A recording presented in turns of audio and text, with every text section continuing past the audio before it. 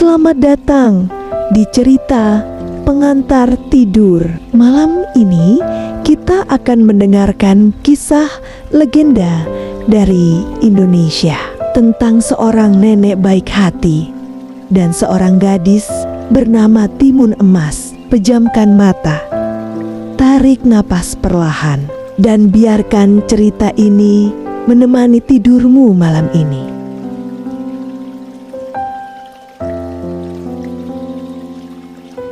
Di sebuah desa kecil yang dikelilingi hutan lebat dan sawah yang menghijau, hiduplah seorang nenek tua yang dikenal oleh semua orang sebagai Nenek Sarney.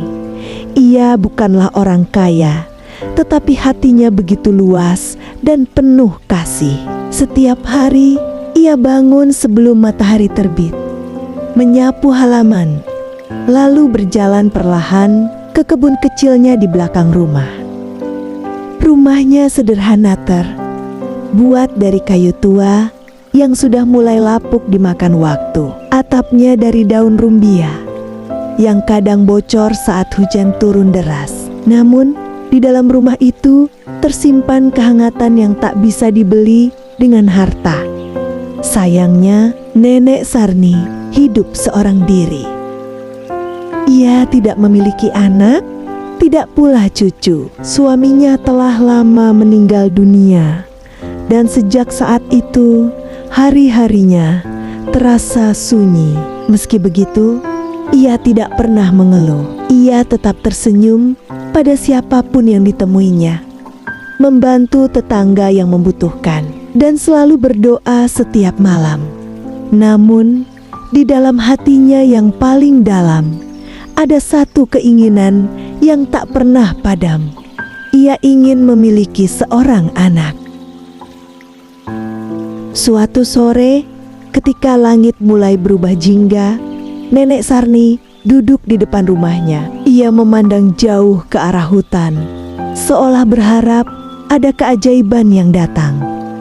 "Yah, Tuhan," bisiknya pelan, "jika Engkau berkenan, izinkan aku merasakan menjadi seorang ibu, walau hanya sebentar saja."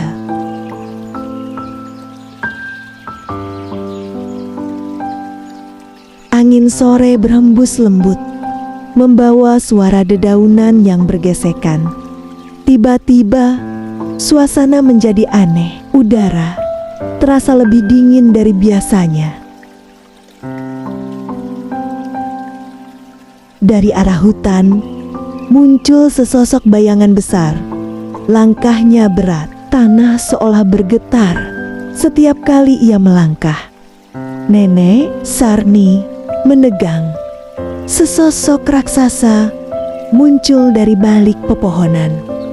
Tubuhnya besar, matanya merah menyala, dan suaranya menggelegar seperti petir. "Aku mendengar doamu," katanya. Nenek Sarni gemetar, tetapi ia mencoba tetap berdiri tegak. "Siapa? Siapa kau?" tanyanya dengan suara bergetar.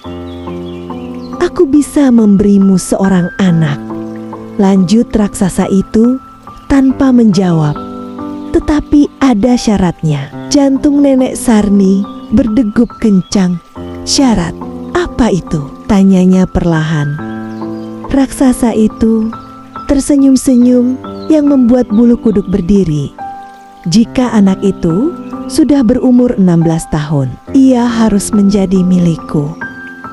Nenek Sarni terdiam. Hatinya diliputi ketakutan dan kebimbangan. Ia tahu kesepakatan ini berbahaya, tetapi di sisi lain, keinginannya untuk memiliki anak begitu besar. Malam itu, ia tidak tidur. Ia duduk termenung di dalam rumahnya, memandang lampu minyak yang berkelip kecil. "Apakah aku harus menerima?" gumamnya. Akhirnya, dengan hati yang berat, ia keluar rumah. Raksasa itu masih menunggu di tempat yang sama, seolah tahu bahwa ia akan kembali.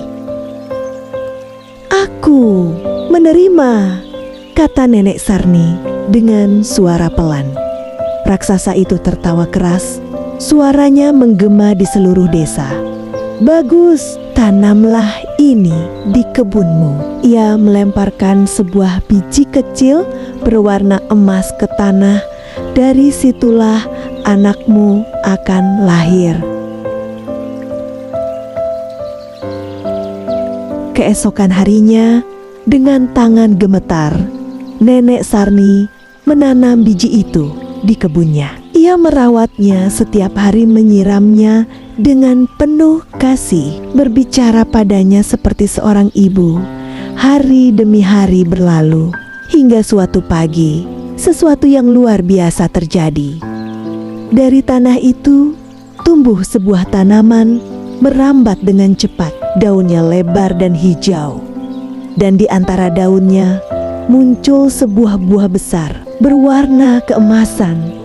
Sinar matahari memantul dari permukaannya, membuatnya terlihat seperti harta karun. Nenek Sarni mendekat dengan hati berdebar. "Apakah ini?" bisiknya. Dengan hati-hati, ia memetik buah itu. Saat ia membelahnya, dari dalamnya muncul seorang bayi perempuan yang cantik, tersenyum lembut, seolah mengenalnya sejak lama. Air mata Nenek Sarni jatuh tanpa ia sadari. Bisiknya haru. Ia memeluk bayi itu dengan penuh kasih. "Namamu Timun Emas." Waktu berjalan begitu cepat. Hari-hari yang dulu terasa panjang dan sunyi bagi Nenek Sarni kini berubah menjadi penuh warna. Rumah kecilnya kini dipenuhi tawa, langkah kaki kecil, dan suara riang seorang anak yang ia cintai sepenuh hati Timun Emas. Timun Emas tumbuh menjadi gadis kecil yang ceria dan penuh rasa ingin tahu. Rambutnya hitam berkilau seperti malam, dan matanya bersinar seperti embun pagi yang terkena cahaya matahari. Ia sangat menyayangi Nenek Sarni dan tak pernah sekalipun meninggalkan neneknya sendirian. Setiap pagi mereka bekerja bersama di kebun. Timun Emas sering berlari kecil di antara tanaman, tertawa saat kupu-kupu berterbangan di sekitarnya. Nenek Sarni hanya bisa tersenyum, memandangnya dengan mata yang penuh cinta, sekaligus kekhawatiran yang perlahan tumbuh, karena ia tidak pernah melupakan janji itu.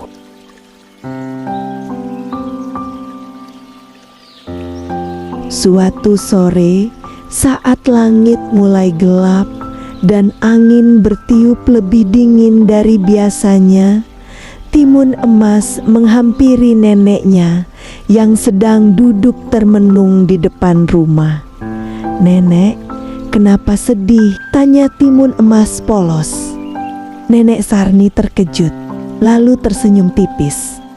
"Tidak, Nak, nenek hanya lelah."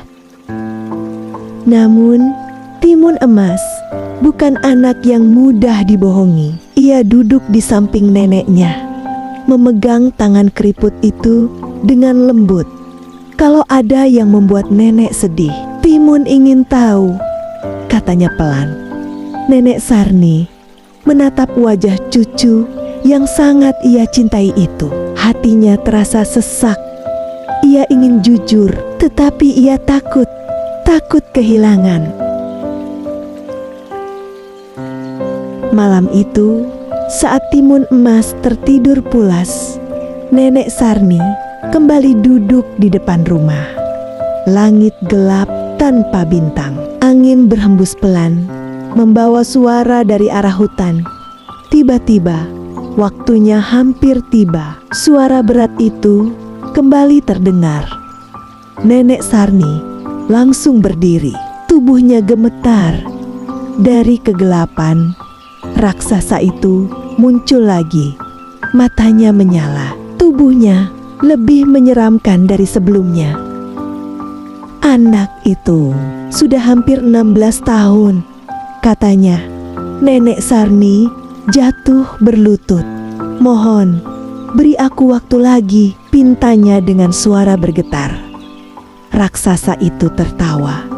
"Tidak ada penundaan, aku akan datang saat waktunya tiba." Lalu ia menghilang ke dalam hutan, meninggalkan ketakutan yang membeku di hati Nenek Sarni. Sejak malam itu, Nenek Sarni berubah. Ia menjadi lebih pendiam. Senyumnya tak lagi seterang dulu. Setiap kali melihat timun emas, matanya selalu berkaca-kaca. Hari demi hari, kecemasan itu semakin besar. Hingga suatu pagi, ia memutuskan sesuatu. Ia tidak akan menyerahkan timun emas, apapun yang terjadi. Dengan langkah tergesa, Nenek Sarni pergi ke dalam hutan. Ia berjalan jauh, melewati pepohonan tinggi dan jalan setapak yang jarang dilalui orang. Hingga akhirnya ia tiba di sebuah gubuk kecil yang tersembunyi di balik semak-semek. Di dalamnya tinggal seorang pertapa tua yang dikenal bijaksana. "Guru, tolong aku," kata Nenek Sarni sambil menangis. Ia menceritakan semuanya tentang raksasa, tentang janji, tentang timun emas. Pertapa itu mengangguk pelan, seolah sudah mengetahui semuanya sejak awal. Janji dengan makhluk seperti itu tidak mudah dipatahkan, katanya tenang. "Lalu apa yang harus aku lakukan?" tanya Nenek Sarni putus asa. Pertapa itu masuk ke dalam gubuknya, lalu kembali dengan sebuah bungkusan kecil. Di dalamnya terdapat 4 benda: biji mentimun, jarum, garam, terasi. "Berikan ini kepada timun emas," katanya. "Jika raksasa mengejarnya, suruh ia melempar benda-benda ini satu persatu. Setiap benda akan menjadi penghalang." Nenek Sarni menerima bungkusan itu dengan tangan gemetar. "Apakah itu cukup untuk menyelamatkannya?" tanyanya pelan. Pertapa itu tersenyum tipis. "Yang terpenting bukan hanya benda itu, tapi keberanian anak itu." Hari mulai sore saat Nenek Sarni kembali ke rumah. Ia memanggil timun emas.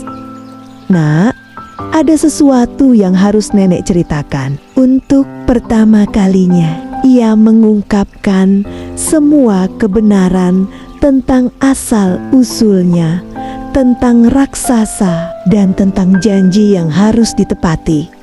Timun emas terdiam. Matanya membesar, tetapi tidak ada air mata yang jatuh. Ia hanya menggenggam tangan neneknya erat-erat. "Timun tidak takut," katanya pelan. Nenek Sarni menangis. "Maafkan nenek, nenek hanya ingin memiliki kamu." Timun emas memeluknya. "Tidak apa-apa, Nek, kita hadapi bersama." Namun jauh di dalam hutan, raksasa itu kembali membuka matanya. Senyumnya perlahan muncul. Waktunya sudah dekat. Pagi itu terasa berbeda. Langit tampak lebih gelap dari biasanya. Meski matahari sudah mulai naik, angin berembus kencang, membawa firasat buruk yang tak bisa dijelaskan. Nenek Sarni berdiri di depan rumahnya, memegang tangan timun emas dengan erat. Hari itu adalah hari yang telah lama ia takuti. "Nak, ingat pesan nenek," katanya dengan suara bergetar. Timun emas mengangguk. Di tangannya ia menggenggam bungkusan kecil pemberian pertapa satu-satunya harapan mereka lari ke arah hutan sejauh mungkin. Jangan berhenti, jangan menoleh, kecuali perlu, lanjut Nenek Sarni. Air mata mulai mengalir di pipinya. Timun Emas memeluk neneknya erat. Timun akan kembali. Nek, Timun janji, bisiknya. Tiba-tiba, tanah bergetar. Dari kejauhan, suara langkah besar menggema. Raksasa itu datang. Pepohonan bergoyang saat tubuh besar itu muncul dari balik hutan. Matanya menyala merah dan wajahnya dipenuhi keserakahan. Mana anak itu? Suaranya menggelegar. Nenek Sarni berdiri di depan rumah, mencoba menghalangi. Dia tidak ada di sini, teriaknya. Namun raksasa itu tidak bodoh. Ia mengendus udara, lalu tersenyum lebar. Aku bisa mencium jejaknya. Lari. Nak, teriak Nenek Sarni. Tanpa menoleh, Timun Emas berlari sekencang mungkin menuju hutan. Kakinya melangkah cepat, napasnya tureng jengga, tetapi ia tidak berhenti di belakangnya. Raksasa itu mulai mengejar. Setiap langkahnya menghancurkan tanah, membuat jarak di antara mereka semakin dekat. Berhenti, teriak raksasa itu. Namun Timun Emas terus berlari. Saat napasnya mulai melemah dan suara raksasa semakin dekat, ia teringat pesan neneknya. Dengan cepat, ia membuka bungkusan kecil itu. Tangannya gemetar, tetapi ia tidak ragu. Ia mengambil biji mentimun dan melemparkannya ke belakang. Dalam sekejap, tanah bergetar. Dari biji kecil itu tumbuh tanaman merambat dengan sangat cepat. Batangnya menjalar, daunnya melebar, dan dalam hitungan detik berubah menjadi ladang mentimun yang sangat luas. Raksasa itu terhenti. Apa ini? Geramnya. Ia mencoba menerobos, tetapi tanaman itu terus tumbuh, melilit kakinya. Namun dengan kekuatan besarnya, ia merobek semua itu. Tidak akan menghentikanku, teriaknya marah. Dan ia kembali mengejar. Timun Emas terus berlari. Air matanya mulai jatuh, tetapi langkahnya tidak berhenti. Ia mengambil benda kedua jarum dengan sisa tenaga. Ia melemparkannya ke belakang. Sekejap kemudian, jarum-jarum itu berubah menjadi hutan bambu raksasa. Batangnya tinggi, rapat, dan tajam seperti tombak. Angin membuatnya bergesekan, menimbulkan suara menyeramkan. Raksasa itu kembali terhenti. Bambu-bambu itu menusuk kulitnya saat ia mencoba menerobos. Ia mengaum kesakitan. Namun sekali lagi, ia berhasil menghancurkannya. Dan ia kembali mengejar. Kini jarak mereka semakin dekat. Timun Emas hampir bisa merasakan napas panas raksasa itu di belakangnya. Dengan cepat, ia mengambil garam. Ia melemparkannya dengan harapan terakhir. Tiba-tiba, tanah di belakangnya berubah menjadi lautan luas. Air muncul dari segala arah. Ombak besar bergulung dan dalam sekejap terbentuk laut yang dalam. Raksasa itu terhenti lagi. Ia mencoba menyeberang, tetapi air itu terlalu luas. Ia mulai berenang dengan susah payah, mengamuk di tengah ombak. Sementara itu, Timun Emas terus berlari tanpa menoleh. Namun, raksasa itu tidak menyerah.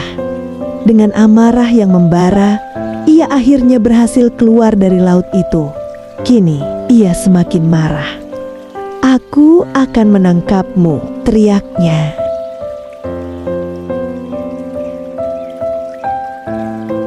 Timun emas tersisa satu benda terakhir. Ia tahu ini adalah kesempatan terakhirnya. Dengan napas tersengal, ia mengambil terasi. Saat raksasa hampir menyentuhnya, ia melemparkannya ke tanah. Dan saat itu juga, tanah berubah menjadi lumpur panas yang menghisap. Bau menyengat memenuhi udara. Lumpur itu mendidih, bergerak seperti hidup, dan langsung menjerat kaki raksasa. "Apa ini?" teriaknya panik. Ia mencoba keluar, namun semakin ia bergerak, semakin dalam ia tenggelam. Tidak, tubuh besarnya perlahan tenggelam ke dalam lumpur panas itu. Hingga akhirnya semua menjadi sunyi. Timun emas terjatuh di tanah. Napasnya berat, tubuhnya lelah, tetapi ia selamat. Perlahan ia bangkit. Air mata jatuh di pipinya. Ia menatap ke arah hutan. "Timun, berhasil, Nek," bisiknya. Sore itu, Timun emas kembali ke rumah. Nenek Sarni, yang sejak tadi menunggu dengan cemas, langsung berlari memeluknya. "Anakku," tangisnya pecah. Mereka berpelukan erat. Tak ada lagi ketakutan. Tak ada lagi bayang-bayang raksasa. Yang tersisa hanyalah cinta dan kelegaan yang dalam. Sejak saat itu, mereka hidup dengan tenang. Rumah kecil itu kembali dipenuhi tawa. Namun kini, kebahagiaan itu terasa lebih berarti karena mereka telah melewati kegelapan bersama. Cerita ini mengajarkan kita bahwa keberanian, kecerdikan, dan kasih sayang dapat mengalahkan ketakutan sebesar apapun